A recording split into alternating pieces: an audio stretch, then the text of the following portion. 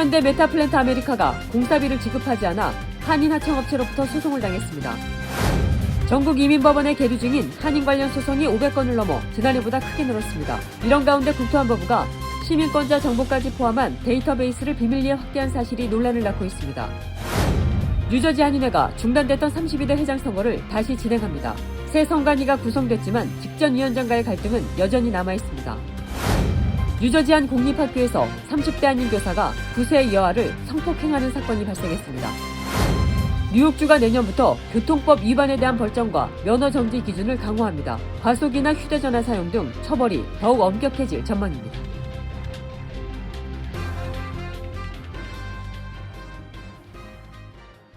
헬문스버그의 최우선의 목표는 최고의 고객 서비스를 제공하는 것입니다. 전문 세일즈팀과 함께하는 고급 쇼룸에서 여러분이 좋아하는 머세디스 벤츠 모델을 만나보실 수 있습니다. 헬문스버그와 함께라면 완벽한 차량을 찾는 데 필요한 모든 것이 준비되어 있습니다.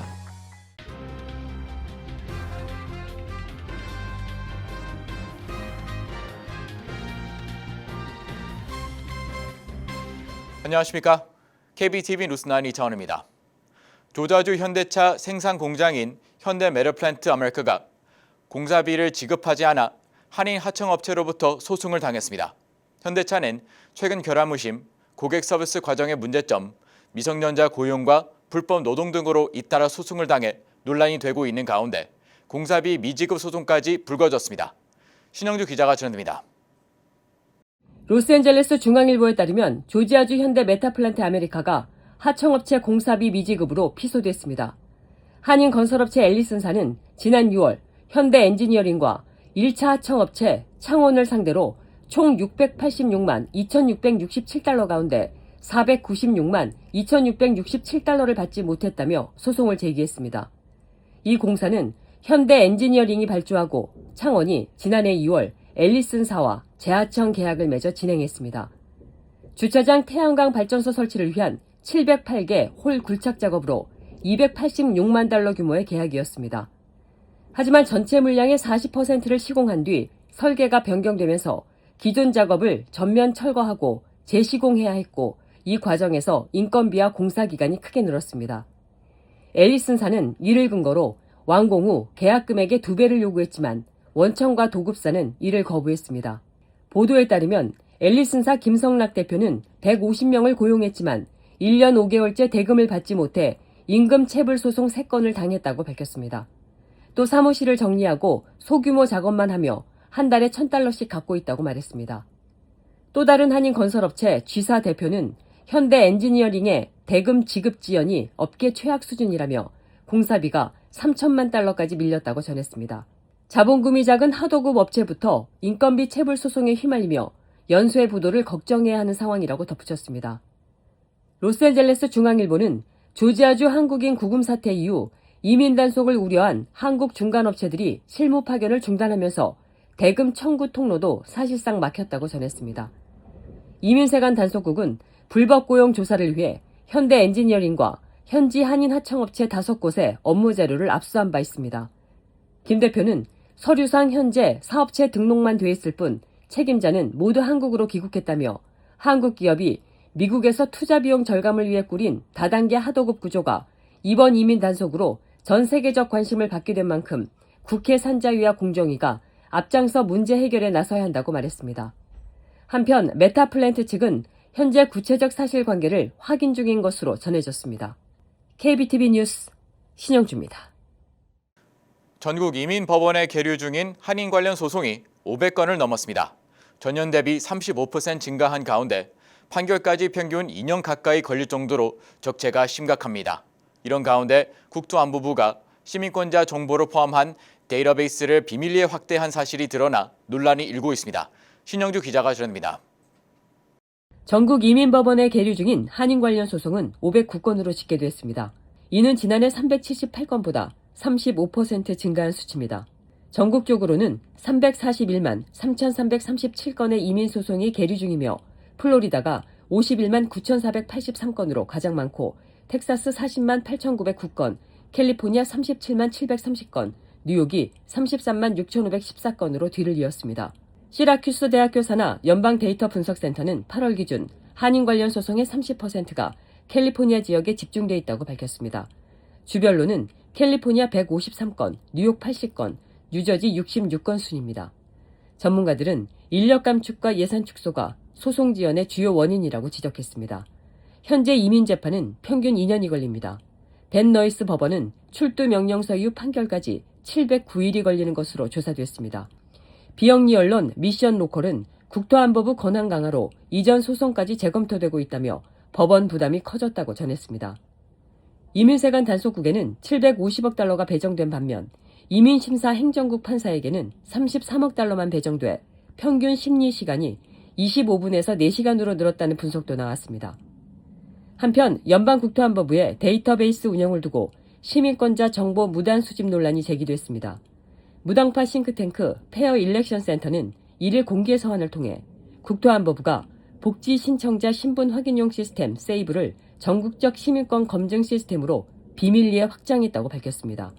국토안보부는 지난 5월 세이브를 사전 공지 없이 전면 개편했고 법적 절차를 거치지 않은 채 가동했습니다. 그리고 관련 문서는 10월 31일에야 공개했습니다. 그 사이 주선거관리당국은 이 시스템을 이용해 4,600만 건의 유권자 신분을 조회했습니다. 현재 26개 주가 세이브를 사용하거나 도입을 준비 중입니다. 새로운 세이브는 주민의 소셜 번호를 연방사회보장국 국토안보부 기록과 대조하도록 설계됐으며 운전면허 데이터베이스와 전국 법집행통신망 NLETS까지 통합할 예정입니다. 국토안보부가 공개한 개인정보 영향평가보고서 PIA에는 미국 출생 시민들이 자신의 정보 수집 보관에 대해 동의할 기회조차 없다는 내용이 포함되어 있습니다. 가장 큰 문제는 데이터 정확성입니다. 연방사회보장국은 사회보장 목적에는 정확하지만 다른 용도로는 최신 정보가 아닐 수 있다고 경고했습니다.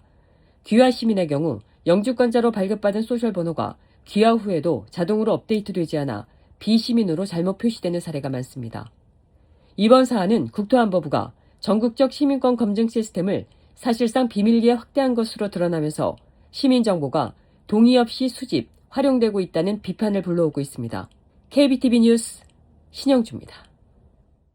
뉴저지 한인회가 한 달 가까이 지연됐던 32대 회장 선거를 다시 추진합니다. 직전 선관위는 위원장 1명만 남고 6명이 모두 사퇴해 기능이 사실상 중단된 가운데 이사회가 새로운 선관위를 꾸리고 선거 일정을 확정했습니다. 하지만 직전 선관위원장과의 갈등은 여전히 남아있어 귀추가 주목되고 있습니다. 신영주 기자가 전해드립니다. 직전 선관위는 위원장 포함 7명으로 구성됐지만 위원장을 제외한 6명 위원이 전원 사퇴했습니다. 이로 인해 선관위는 이사회 결정과 상관없이 사실상 활동이 불가능한 상황이 됐습니다. 이런 가운데 뉴저지 한인회 이사회는 지난 3일 회의를 열고 참석이사 만장일치로 새 선거관리위원회 출범을 인준했습니다. 새 선관위는 임재빈 위원장을 포함해 7명으로 구성됐습니다. 이 위원장은 올해 안에 선거를 차질 없이 마무리하겠다며 공명정대한 선거가 되도록 최선을 다하겠다고 밝혔습니다. 선관위는 5일자로 선거 공고를 내고 일정을 확정했습니다. 32대 회장 선거는 오는 12월 28일 오전 9시부터 오후 7시까지 진행됩니다. 투표소는 뉴저지 한인회관과 H마트 리치필드, 포트리, 리틀페리, 에디슨 등 4개 매장, 그리고 한남체인 포트리 매장에서 실시됩니다. 후보 등록 서류 교부는 5일부터 9일까지, 후보 등록은 8일부터 12일까지 이뤄집니다. 선거운동은 17일부터 27일까지 가능하며 선거 후 30일 선관위가 해체되는 일정으로 마무리됩니다. 이로써 선관위원장 해임 논란과 내홍으로 한 달 가까이 미뤄졌던 32대 회장 선거가 다시 궤도에 올랐습니다. 하지만 갈등의 불씨는 완전히 꺼지지 않았습니다. 지난달 24일 해임된 이종석 전 선관위원장은 이날 회의에 참석해 한인회 정관에 위반된 부당한 해임이라며 철회를 요구했습니다. 이종석 전 위원장은 자문 변호사의 서한을 이사회에 제출했고 이사회가 해임 결정을 먼저 철회하면 자신도 위원장직을 자진 사임하겠다고 밝혔습니다. 그러나 이사회는 결정 번복은 불가하다고 선을 그었고 결국 논의는 결론 없이 종료됐습니다. 해임하고 이사 이 두 문제를 여기서 없었던 거로 취소를 하신다 그러면은 저는 여기서 사퇴를 하고 인수인계하고 더 이상 토론 안 할 겁니다. 하지만 시기에 따라 취소할 수 있는 것은 무슨 문제가 있냐면 우리 한인회가 뭔가 잘못된 것을 했다는 더 나쁜 이미지를 줄 수가 있기도 하고 또 이미 결정한 건 취소할 수 없다라는 아까 얘기를 누가 했는데 할 수 없는 걸 요구하시면 그건 우리가 그건 아니죠. 뉴저지 한인회는 새 선관위 구성을 계기로 정관 해석을 둘러싼 논란을 정리하고 내년 1월 새 집행부가 정상 출범할 수 있도록 준비를 이어나간다는 방침입니다. 한편 임재빈 위원장이 이번 선거에 3명 정도 출마가 예상된다고 밝힌 만큼 이번 뉴저지 한인회장 선거는 경선으로 치러질 가능성이 높습니다. KBTV 뉴스 신영주입니다. 뉴저지 한 공립학교의 교사가 초등학교 여학생을 성폭행한 사건이 발생했습니다. 검찰은 패리슨 공립학교에서 근무해온 30대 한인 폴양 교사가 9세 여아를 교실에서 성폭행한 혐의로 체포됐다고 밝혔습니다. 신영주 기자가 전해드립니다. 뉴저지 공립학교에서 교사가 9살 여학생을 성폭행하는 충격적인 사건이 발생했습니다. 패세이 카운티 검찰은 패터슨 공립학교 소속 교사가 교실에서 9살 여학생을 성폭행한 혐의로 체포됐다고 4일 밝혔습니다. 검찰에 따르면 리오니아에 거주하는 32세 남성 폴 양은 현재 아동 성폭행과 아동복지법 위반 혐의로 지난 수요일 긴급 체포됐습니다. 양 씨는 패터슨 25 공립학교에서 교사로 재직 중이며 지역교육청 웹사이트에는 같은 이름의 교사가 4학년 담임으로 등재되어 있습니다. 수사는 지난 10월 22일 뉴저지 아동보호국이 수업 시간 중 교실에서 9살 여아가 성폭행을 당했다는 신고를 수사기관에 전달하면서 시작됐습니다. 이후 특별피해자 전담반 수사관들이 조사를 진행해 양 씨를 용의자로 특정했습니다. 아직까지 뉴저지 교육청은 양 씨의 직무정지 여부에 대해 공식 입장을 내놓지 않았습니다. 패터슨 교육감 역시 언론의 질의에 즉각적인 답변을 하지 않고 있습니다. 양 씨는 체포 당일인 수요일 첫 법정에 출석했습니다. 주 검찰은 사전 구금명령을 요청한 상태며 향후 상급법원 판사 앞에서 관련 심리가 진행될 예정입니다. 검찰은 사건과 관련해 추가 정보를 갖고 있는 시민들의 제보를 요청하며 패세이 카운티 검찰청 제보전화 877-370-7276 또는 온라인 익명제보 시스템 웹사이트를 통해 신고해 줄 것을 당부했습니다. KBTV 뉴스 신영주입니다. 뉴욕주가 내년부터 일부 교통법 위반에 대한 벌점을 크게 강화하고 운전면허 정지 기준도 더 엄격하게 낮추기로 했습니다. 과속, 휴대전화 사용, 불법 유턴 등 자주 발생하는 위반에 대한 처벌이 한층 강화될 전망이라 운전자들의 각별한 주의가 요구됩니다. 신영주 기자가 전해드립니다. 뉴욕주가 오는 2026년 2월부터 새로운 벌점 제도를 시행하며 안전운전 강화에 나섭니다. 현재는 18개월 동안 11점이 누적되면 면허 정지 처분을 받을 수 있었지만 새 규정에서는 24개월 동안 10점만 쌓여도 운전면허 정지가 가능합니다. 적용되는 기간은 길어지고 기준 점수는 낮아져 운전자들이 더 주의해야 할 것으로 보입니다. 벌점 자체도 여러 항목에서 상향됩니다. 제한 속도보다 시속 10마일 초과 시 지금은 3점이지만 앞으로는 4점으로 올라갑니다. 휴대전화 사용은 5점에서 6점으로 상향되며 난폭 운전은 5점에서 8점으로 크게 강화됩니다. 또한 그동안 벌점이 없었던 항목도 새로 적용됩니다. 고장이 난 미등이나 전조등을 달고 운전하면 각각 1점의 벌점이 부과됩니다. 불법 유턴의 경우 2점이 부과됩니다. 전미자동차협회 관계자는 위반으로 처음 벌점을 받았다 할지라도 단속으로 지적을 받으면 다시 한번 스스로 운전 습관을 점검하게 되는 효과가 있을 것이라며 강화된 규정이 도로 안전에 기여할 것으로 기대했습니다. 뉴욕주에 강화된 교통위반 벌점 제도는 2026년 2월부터 전면 시행됩니다. KBTV 뉴스 신영주입니다. 뉴욕 한인사회의 첫 연방 하원의원 배출을 목표로 척박 한국명 박영철 한인 후원회가 출범했습니다. 후원회는 3일 퀸즈 플러싱에서 발족식을 열고 온라인을 포함해 총 35,500달러를 모금했습니다. 척박은 내년 6월 퀸즈 플러싱과 베이사이드 등을 포함한 연방하원 6선거구 민주당 예비선거에 출마해 현역 그레이스맹 의원과 승부를 벌입니다. 전 연방국무부 외교관이었던 그는 2019년 트럼프 행정부의 가족분리 정책을 비판하며 사직한 인물입니다. 이번 선거에서 그는 모두를 위한 메디케어와 거리안전 개선, 보편적 보육 강화, 대중교통 현대화 등을 주요 공약으로 내세웠습니다. 유나이티드 항공이 내년 9월 5일부터 인천과 뉴요크를 잇는 직항 노선을 운항합니다. 미국 관광청은 이번 신규 취향을 환영하며 양국 교류 확대에 기대를 나타냈습니다. 이번 노선은 인천 샌프란시스코에 이어 두 번째 태평양 횡단 노선으로 보잉 787-9 기종이 투입됩니다. 이번 노선 개설로 뉴요크 리버티 국제공항을 통해 보스턴과 워싱턴 DC, 필라델피아 등 미동부 주요 도시로의 접근성이 높아질 전망입니다. 미국 관광청은 내년은 미국 건국 250주년과 66번 국도 100주년이 되는 해로 한국 여행객이 미국의 역사와 문화를 폭넓게 경험할 기회가 될 것이라고 말했습니다. 한편 지난해 약 170만 명의 한국인이 미국을 방문했습니다. 이는 전년보다 6% 증가한 수치입니다. 구글의 자율주행 차량 웨이모가 이딴 교통법규 위반으로 논란이 되고 있습니다. 지난 9월 캘리포니아 샌 브루노에서 경찰이 불법 유턴을 한 웨이모 차량을 세웠지만 운전석에는 아무도 없었습니다. 경찰은 웨이모 운영자가 스피커로 사과했다고 밝혔습니다. 도로교통안전국은 지난 10월 조지아주에서 스쿨버스가 경광등을 켜고 정차했는데도 웨이모 차량이 멈추지 않았다는 이유로 웨이모 측에 질의서를 보냈습니다. 텍사스주에서는 학기 시작 이후 이 같은 위반 사례가 19건 보고됐습니다. 웨이모는 최근 주행지역을 피닉스, 샌프란시스코, 로스앤젤레스 등으로 확대하며 공격적인 운전 논란이 이어지고 있습니다. 한편 웨이모 측은 차량이 총 9,600만 마일을 주행했으며 사람이 운전하는 것보다 중상 이상 사고율이 91% 낮다고 밝혔습니다. 트럼프 행정부가 망명 신청자와 난민 등 인도주의 체류 이민자에게 발급되는 취업 허가의 유효기간을 대폭 단축했습니다. 이민국은 4일 취업 허가 문서 EAD의 최장 유효기간을 기존 5년에서 18개월로 줄이는 방안을 시행한다고 밝혔습니다. 이 조치는 5일 이후 접수되는 EAD 신규와 갱신 신청 그리고 심사 중인 신청에도 적용됩니다. 조지프 에들로 국장은 취업 허가를 더 자주 갱신하도록 해 정부가 신청자를 더 자주 검증할 수 있도록 했다고 설명했습니다.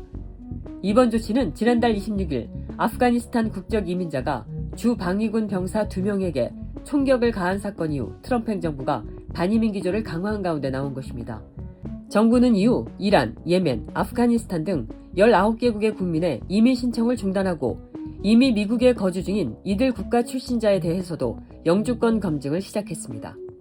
잠시 후 커뮤니티 브리핑을 전해드립니다.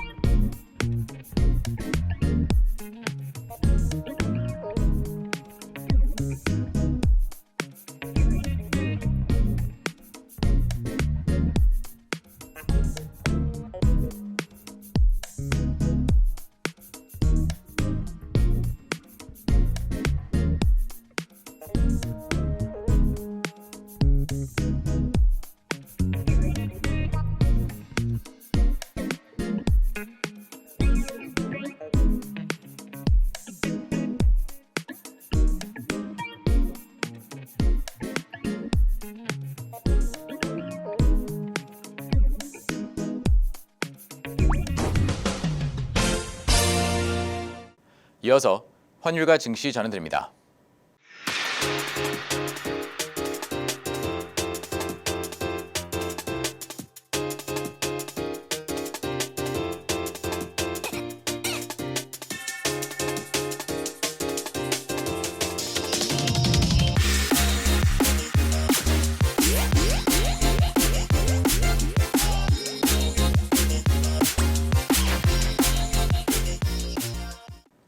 잠시 후 뉴욕과 뉴저지 날씨 전해드립니다.